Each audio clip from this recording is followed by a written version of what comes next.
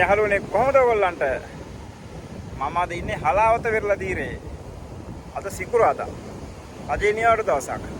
අද හෙට අනිද්දා දවස් 3ම කියන්නේ දීර්ඝ සතියන්තයක්.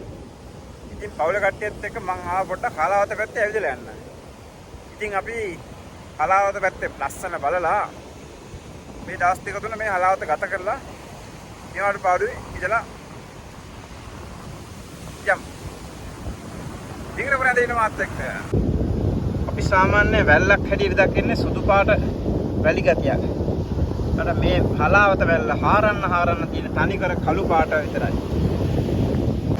මේ මම ඉන්න වෙරළ තීරය ඇවිල්ලා හලාවත නගරේ ඉඳන් කිලෝමීටර් 7ක් විතර ටිකක් එහාට ඇවිල්ලා තියෙන පාළු වෙරළක්. ඇත්ත වශයෙන්ම මේ ප්‍රදේශයේ ගොඩක් දුරට සංචාරකයන්ගේ හිස් උපදේශයක් හැටියට තමයි දකින්න පුළුවන් ඉන්නේ. ඕගොල්ලන්ට පේනවා ඇති. සෑහෙන අප්‍රව්‍ය මේ වෙරළ තීරය දක්වන්න ලැබෙනවා. වෙනවනේ හැන්දෑවේ හිරු වැසගෙන යන ඔන්න මෙන්න තියෙන මේ දර්ශනය. මේ වෙලාවේ මුහුද ටිකක් සැරයි. ඒ වගේම මේ දවස්වල දීවරය මුහුදු යන්නේ නැහැ කියලාත් අපි නවතන් ගත්ත හෝටලේ හිමිකාරය අපිත් එක්ක කිව්වා. තව මාසයක් දෙකක් ගියාට පස්සේ තමයි හලාවත දීවරය මුහුදු යන්නේ කියලා. හැබැයි බොහොම සුන්දර සාමකාමී වෙරළ තීරයක් තමයි මේ හලාවත වෙරළ තීරය. මං කලින් කිව්වා වගේ මේ වෙරළ තීරේ දිගටම තියෙන කළු පාට මේ මිනරම් වගේ කණ්ණිය ද්‍රව්‍යයක්. මම දන්නේ නැහැ ඒක මොකක්ද කියලා. හැබැයි මම දකුණු වෙරළ, උතුරු වෙරළ, නැගෙනහිර වෙරළ හැමතැනම ගිහින් තියෙනවා. නමුත් මේ වයම් පළාතේ ඉතින් මේ හලාවත වෙරළ තීරේ තමයි මේ වගේ කළු පාට වැල්ලක් දැක්කේ. මට හිතෙන්නේ ඒක මිනරම් කියලා. පේනවනේ අතේ පාට. යාළුවනේ මේ තියෙන දැලිපොතු. දැලිපොතු කියන්නේ දැල්ලන්ගේ කට්ටක්. පේනවනේද මේ දැලි කට්ට? මේ දැලි කටු ගන්නවා ලව් බර්ඩ්ස්ලා වගේ පක්ෂීන්ගේ ආහාරය සඳහා. මේ වගේ විශාල දැලි පොත්තක් හිමි වෙන්න කොච්චර ලොකු දැල්ලෙක් මේ මහා සාගරේ ඉන්නේ නැද්ද නේද? පේනවනේ සයිස් එක.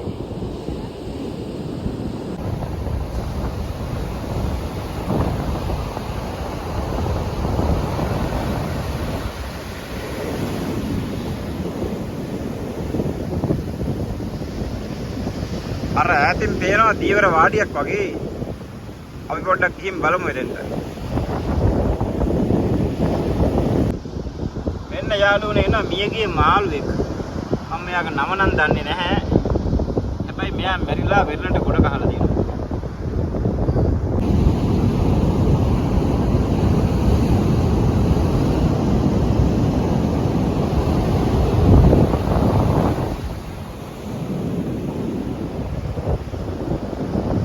යාළුවනේ මම ආවා අර මම කලින් දැක්ක දීවර වාඩියට. මං හිතන්නේ මාළු වල්ලන කාලවල වලදී මේ දීවර වරාය මේ දීවර වාඩිය මම ආරක්ෂක වාඩියක් වෙන්න ඇති. ඔන්න මං ආවා දීවර වාඩිය ඇතුළට. එතන තියෙනවා අනිත් පැත්තට පොරුවක් මේ. ඒ වගේම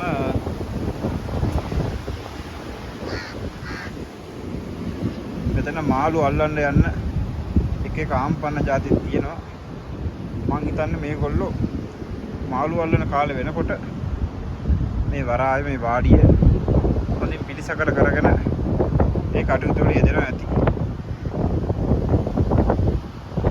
මෙන්න මේවත් මං හිතන්නේ මාළු අල්ලන්න ගන්න මොකක්ද උපකරණ කොහොමද මම නම් දන්නේ නැහැ. දන්න කරුවෝ එනවා කමෙන්ට් එකක් දාන්න මේක.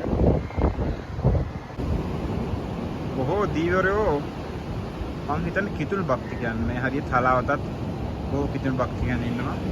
මේ දීවර වාඩිය ඇතුළතත් තියෙනවා පොඩි සුරුවමක්.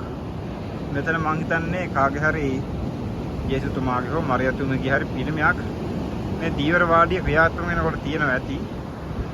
නමුත් මේ මොහොතේ නම් නෑ මං හිතන්නේ ඒක අයින් කරගෙන. එතන කුරුසයක් එහෙම තියෙනවා ඕගොල්ලන්ට පේනවා ඇති මං හිතන්නේ පැහැදිලිව. මෙන්න මේ ලී සුරුවම උඩ තමයි පිළිමේ තැන්පත් කරලා ඇත්තේ. දේව ආශිර්වාදය අරගෙන තමයි මේගොල්ලෝ මාළු අල්ලන්න මේ පිටත් වෙනවා නැත්නම් මෙතන.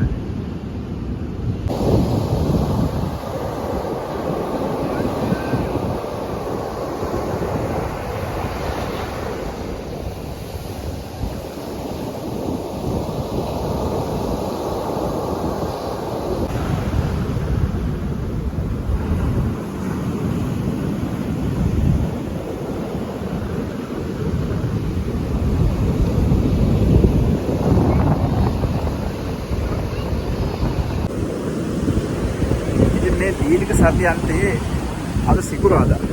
තව දවස් දෙකක් තියෙනවා අපට ඇවිත්. ඉතින් අද පළවෙනි දවස අපි මේ හලාවත වෙරළ තීරයේ ගත කරනවා. අපි හෙට දිනේ මුන්නේස්නම් කෝවිලට ඒ වගේම අඟුලිමාල මහ සෑයට වගේ ස්ථාන වලට යන්න බලාපොරොත්තු වෙමින් දිගටම රැඳී ඉන්න අපි. බලමු මේ ස්ථාන වලට ගිහිල්ලා මොනවද අපිට බලන්න පුළුවන් කියලා. ඉතින් කොහොමද යාළුවනේ?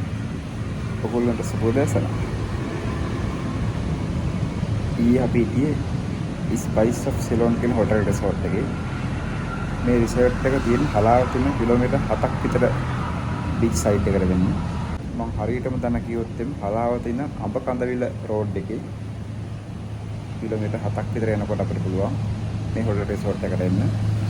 මේ රිසෝට් එකේ රූම්ස් තියෙනවා රුපියල් 12000 ඉඳන්. ඊට අමතරව අපිට පුළුවන් මේගොල්ලන්ගේ මීල්ස් අපට ඕන විදිහට ඕඩර් කරලා හදාගන්න. ඇත්තටම මෙතන හරිම රිලැක්ස් එකේ පාඩු වෙන්න පුළුවන් ප්ලේස් එකක්. මම මේ ලොකේෂන් එක ඩිස්ක්‍රිප්ෂන් එකේ දාගන්නවා. ඕගොල්ලෝ කලාවත පැත්තට ආවොත් එහෙම මේ හොටෙල් රිසෝට් එක නතර වෙලා මේගොල්ලන්ගේ ඩිලිසියස් මීල්ස් අරගෙන රිලැක්ස් එකේ ඉඳලා යන්න පුළුවන්.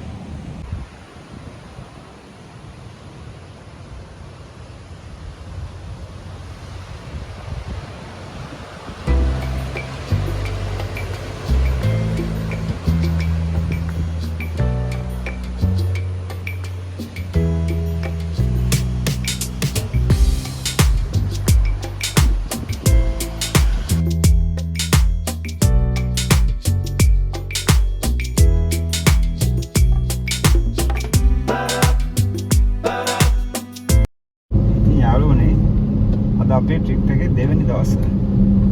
අපි අද යන්නේ මාරවිල කුරුස පල්ලියට. අපේ නවාතැන ඉඳලා කිලෝමීටර් 12ක් විතර තියෙනවා මේ මාරවිල කුරුස පල්ලියට.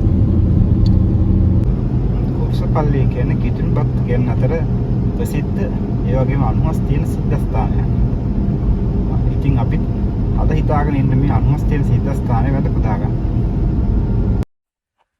පුත්තලම කොළඹ පාරේ මාරවිල ටවුමෙන් බැහැලා ටික දුරක් හලාවත පැත්තට ඇවිදගෙන ආපුවාම මාරවිල හතරමං හන්දියෙන් වම් අත පැත්තේ පාරෙන් කිලෝමීටර් 1කමාරක් විතර යද්දී මාරවිල කුරුස පල්ලිය දකින්න පුළුවන්. අපි මාරවිලට එනකොට දවල් 12ට විතර ඇති.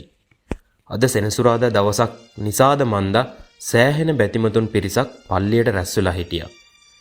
මේක පල්ලියක් වුණාට මීට කලින් තිබිලා තියෙන්නේ කුරුසයේ එන ගහපු ජේසතුමාගේ පිළිමයක් විතරයි. මිනිස්සු මේ පිළිමේ ඉස්සරහා වැඳ වැටලා යාඥා කළා. පස්සේ කාලෙක තමා මේ පිළිමය වට කරලා පල්ලියක් ගොඩනගලා තියෙන්නේ. මේ පිළිමය අපිට අදටත් මේ පල්ලියේදී දකින්න පුළුවන්.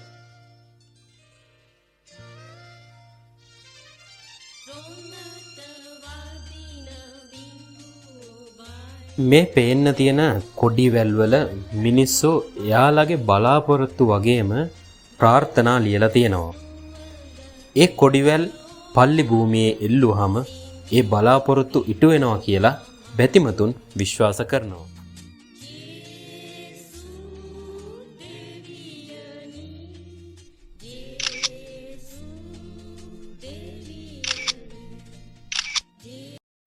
මාරවිල කුරුස පල්ලිය වැඳ පුදාගෙන අපි කොළඹ පුත්තලම ප්‍රධාන මාර්ගයේ මාදම්පේ දෙසට යන විට මාදම්පේ නගර සීමාව ආරම්භ වනවත් සමගම පාරේ දකුණු පසින් පිහිටි විශාල සුදු පැහැති අශ්වරුවක් දැකලා මොහොතක් නතර වුණා.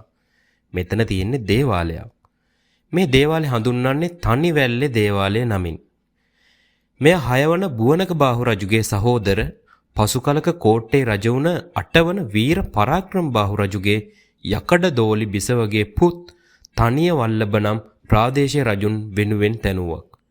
රාජාවලියට අනුව කටුපිටි මාදම්පේ හෙවත් වත්මන් මාදම්පේ ප්‍රදේශය පාලනය කළ ප්‍රාදේශීය රජෙක් හැටියටයි මෙතුමා හඳුන්වන්නේ. තනිය වල්ලභ යන නම තනි වැල්ල බවට පත් වූ බව සිතිය හැකියි. එදා මෙන්ම අදද මෙම පුදබිම බැතිමතුන්ගේ බාරහාර පිදුම් ලබන ස්ථානයක්.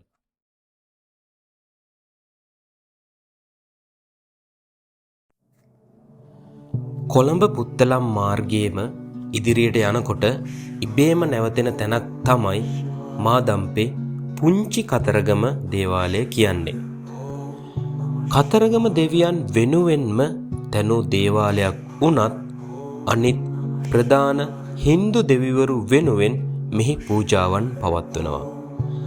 විශාල භූමියක් පුරා විසිරී පැවතුන මේ දේවාලය හලාවත එන ඔබ නැරඹිය යුතුම ස්ථානයක්.